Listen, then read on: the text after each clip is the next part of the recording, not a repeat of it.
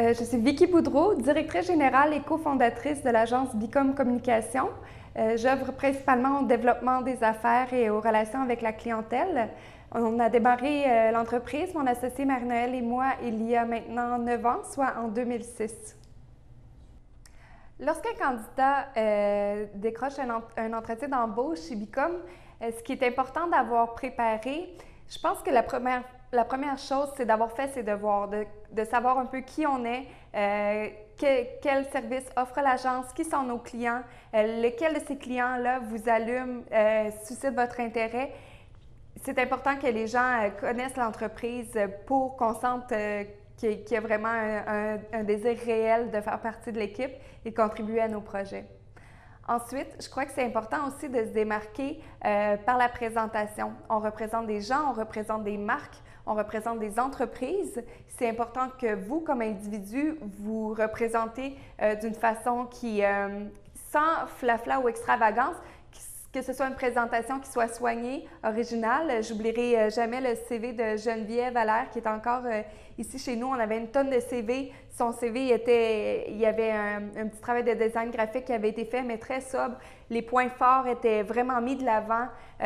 C'est sûr qu'on a appris à faire le curriculum vitae avec une certaine rigueur puis un certain ordre, mais il faut penser qu'on est en communication, qu'on vend des produits, des concepts. Il faut que vous vous vendiez comme individu avec vos points forts puisque vous pouvez apporter à l'entreprise. Puis si je peux me permettre d'ajouter également, les fois où j'ai reçu en entretien des gens qui avaient apporté des communiqués de presse ou des documents qu'ils avaient préparés dans d'autres contextes, de pouvoir voir la qualité de la rédaction ou ne serait-ce que présenter un projet, que vous avez eu un événement qui a été organisé ou des choses comme ça nous permet de voir de façon concrète ce que vous avez déjà réalisé au-delà d'une liste sur un CV.